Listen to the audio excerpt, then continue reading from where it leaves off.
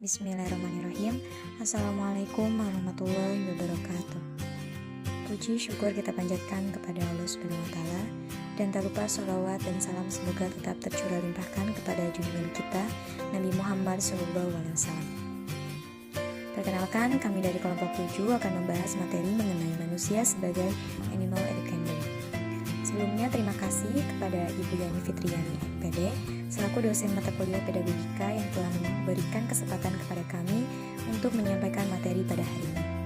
Selanjutnya materi yang pertama akan disampaikan oleh saudari Windy Kartika. Kepadanya saya persilahkan. Baik, sebelumnya terima kasih kepada moderator yang telah memberikan kesempatan kepada saya untuk menyampaikan materi. Manusia sebagai animal educandum. Secara bahasa, manusia sebagai animal educandum berarti bahwa manusia merupakan hewan yang dapat dididik dan harus mendapatkan pendidikan. Dari pengertian tersebut, secara tidak langsung menunjukkan bahwa terdapat perbedaan antara manusia dengan hewan. Perbedaan manusia dengan hewan ialah bahwa manusia dapat dididik dan harus mendapatkan pendidikan. Selanjutnya, pembahasannya yaitu yang pertama, pendidikan hanya untuk manusia. 2. Anak manusia dalam kondisi perlu bantuan. 3. Pendidikan secara nativisme. 4. Pendidikan secara empirisme. Yang pertama ada pendidikan hanya untuk manusia. Poin A. Manusia dan hewan. Manusia dengan hewan memiliki beberapa persamaan dalam struktur fisik dan perilakunya. Secara fisik, manusia dengan hewan memiliki perlengkapan tubuh secara prinsipil, tidak ada perbedaan. Perilaku hewan seluruhnya didasarkan atas insting. Begitu pula pada prinsipnya, manusia memiliki perilaku yang didasarkan atas insting.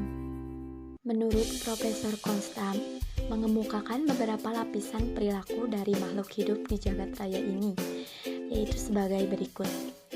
Yang pertama, perilaku anorganis, yaitu suatu gerakan yang terjadi pada benda-benda mati, tidak bernyawa.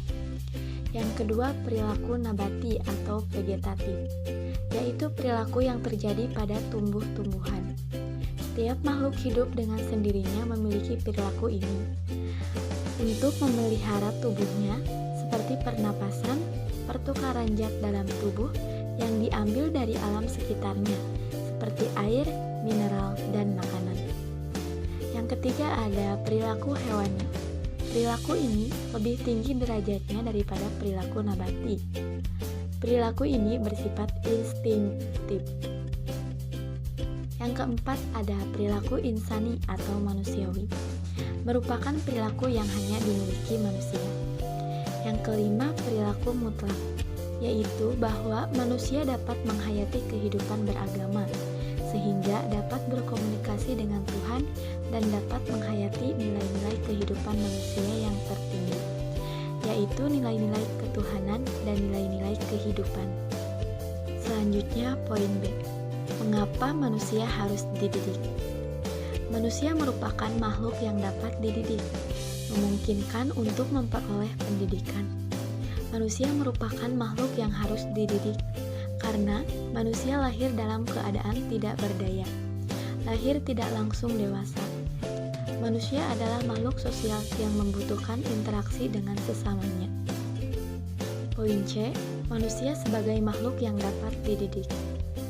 Manusia adalah makhluk yang dapat dididik, dapat pula dijabarkan dalam 4 pandangan dasar antropologis dari pendidikan, yaitu yang pertama, prinsip individualitas, menyatakan bahwa setiap orang memiliki eksistensinya sendiri.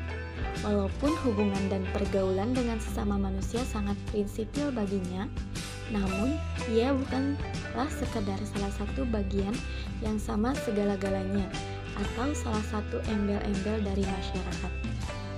Yang kedua ada prinsip sosialitas, mengatakan bahwa manusia pada dasarnya merupakan makhluk sosial. Artinya, dalam melangsungkan kehidupannya, ia secara fundamental dapat dan perlu bergaul dengan sesama manusia. Rupanya sekian yang dapat saya sampaikan. Saya kembalikan kepada moderator. Baik, terima kasih kepada Saudari Windy Kartika yang telah menyampaikan materinya.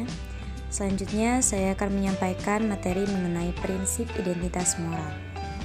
Prinsip moralitas di sini mengatakan bahwa semua manusia pada prinsipnya sama dalam hal bahwa mereka mampu untuk mengambil keputusan susila sendiri, serta mampu pula mengarahkan perbuatannya selaras dengan keputusan susila yang dipilihnya itu.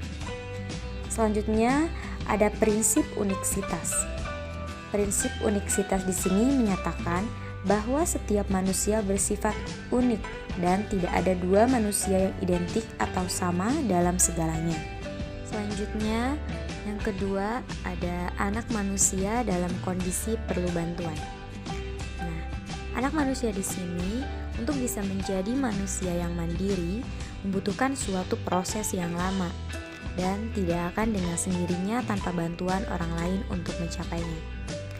Oleh karena itu, anak manusia di sini memerlukan bantuan orang lain yang berada di sekitarnya.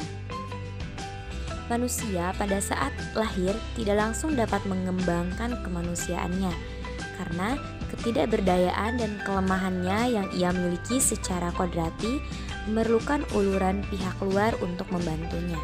Selanjutnya, manusia lahir tidak berdaya. Yang pertama, manusia di sini memiliki kelebihan. Dibandingkan dengan kelahiran hewan yang terdekat dengan jenisnya, manusia boleh dikatakan lahir terlalu dini.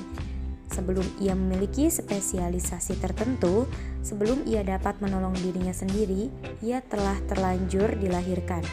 Namun, justru karena kekurangannya ini, manusia memiliki kelebihan dibandingkan dengan hewan. Selanjutnya, manusia belum dapat menolong dirinya sendiri. Manusia di sini dilahirkan dalam keadaan belum dapat menolong dirinya sendiri, juga dalam hal-hal yang sangat penting bagi kelangsungan hidupnya.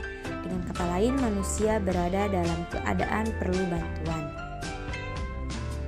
Tanpa bantuan dari pihak lain, manusia tidak mungkin melangsungkan hidupnya.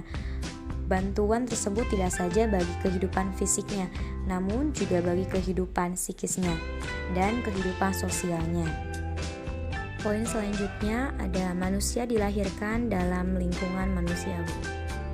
Kita sebagai manusia bersyukur dilahirkan dalam lingkungan yang manusiawi, dilahirkan dalam lingkungan manusia yang bertanggung jawab, yang berperasaan, bermoral, dan yang sosial. Keadaan anak manusia ini perlu bantuan itu menggugah dan mengundang kasih sayang bagi orang dewasa, khususnya kedua orang tuanya. Orang tua dan anak dengan masing-masing karakteristiknya dari kedua pihak ini saling mengisi, sehingga keduanya bersifat saling melengkapi. Selanjutnya, dunia manusia sebagai dunia terbuka. Poin yang pertama, manusia belum siap menghadapi kehidupan. Dalam teori retardasi dari Bloch, tersirat pendapat bahwa manusia ini dilahirkan terlalu dini, sebab pada saat kelahirannya anak belum memiliki suatu spesialisasi dalam rangka mengisi dan melaksanakan tugas hidupnya. Anak manusia dilahirkan dalam keadaan belum siap menghadapi kehidupan. Poin selanjutnya, manusia mampu menggunakan alat. Melalui anggota tubuhnya, manusia menemukan kemungkinan dan kemampuannya untuk menggunakan alat. Nah, kemampuan ini membuka corak dan dimensi yang secara prinsipil berlainan dengan hewan. Sekian materi dari saya. Materi selanjutnya akan disampaikan oleh Saudari Hoirunisa. Kepadanya saya persilahkan. Dalam hal ini, semua tersirat dengan adanya 1. Inisiatif dan daya kreasi manusia, 2. Kemampuan manusia untuk merealisasikan dirinya, 3. Kesadaran manusia akan lingkungan, 4. Keterarahan hidup manusia kepada lingkungan, 5. Kesadaran manusia akan tugasnya dalam lingkungan hidupnya, 3. Manusia sebagai makhluk yang perlu dididik. Kelahiran seseorang sebagai manusia belum menjamin bahwa ia akan hidup sebagai manusia. Untuk memungkinkan seseorang bayi kelak hidup sebagai manusia dan menjalankan tugas bagi kemanusiaan, ia perlu dididik dan dibesarkan oleh manusia dalam lingkungan kemanusiaan. Dengan perkataan lain, ia harus dimanusiakan. Oleh karena itu, pendidikan ada kalanya pula disebut orang sebagai pemanusiaan manusia. Dasar dan ajar. Faktor-faktor yang mempengaruhi perkembangan manusia. 1. Faktor keturunan atau hereditas. Menurut H.C. Harrington dalam Abu Ahmad di tahun 2001, hereditas adalah proses penurunan sifat-sifat atau ciri-ciri tertentu dari suatu generasi ke generasi lain dengan perantaraan sel benih. 2. Faktor diri atau self. Faktor diri merupakan faktor kejiwaan kehidupan seorang anak. Faktor ini dapat berupa perasaan atau emosi, dorongan untuk berbuat atau motivasi, inteligensi, sikap kemampuan berkomunikasi, dan sebagainya. Ini semua akan berpengaruh dalam tindakan anak sehari-hari. 3. Faktor lingkungan atau environment. Lingkungan di sekitar manusia dapat digolongkan kepada dua jenis lingkungan, yaitu lingkungan abiotik dan lingkungan biotik. 1. Lingkungan abiotik adalah lingkungan makhluk tidak bernyawa seperti batu, air dan hujan, tanah, musim yang disebabkan iklim karena peredaran matahari, dan sebagainya. 2. Lingkungan biotik adalah lingkungan makhluk hidup bernyawa, yaitu lingkungan nabati atau tumbuh-tumbuhan, lingkungan hewani atau kehidupan satwa di sekitar manusia, dan lingkungan manusia yaitu kehidupan manusia termasuk sosial, budaya, dan spiritual. 3. Pendidikan nativisme. Dalam pendidikan aliran nativisme, dipelopori oleh Schopenhauer, filosof Jerman tahun 1788 sampai 1860, berpendapat bahwa the world is my idea. The world, like man, is through will and through idea. Segala kejadian di dunia dipandangnya sebagai manifestasi dari benih yang ada pada sejak semula. Hal ini tidak saja berlaku bagi tanaman, melainkan juga bagi segala organisme, termasuk manusia. Oleh karena itu, maka yang penting adalah prokreasinya. Perkembangan manusia hanya merupakan semacam penjabaran dari yang telah disiapkan semula, yang telah dibawakan sejak kelahirannya. 4. Pendidikan empirisme.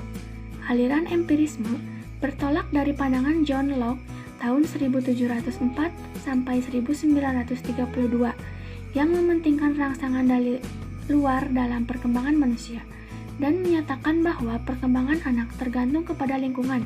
Perkembangan pribadi manusia tergantung kepada pengaruh yang datang dari luar, sama sekali tidak memperhatikan pembawaan atau bakat anak. Terima kasih kepada Saudari Hoirunisa yang telah menyampaikan materi. Selanjutnya saya akan menyampaikan kesimpulan pada materi hari ini mengenai manusia sebagai animal educandum. Manusia sebagai animal educandum di sini berarti bahwa manusia di sini merupakan hewan yang dapat dididik dan harus mendapatkan pendidikan. Nah, dari pengertian tersebut secara tidak langsung menunjukkan bahwa terdapat perbedaan antara manusia dengan hewan. Perbedaan manusia dengan hewan ialah bahwa manusia dapat dididik dan harus mendapatkan pendidikan. Sekian materi dari kelompok kami. Mohon maaf atas segala kekurangannya. Wabillahi taufiq wal hidayah. Wassalamualaikum warahmatullahi wabarakatuh.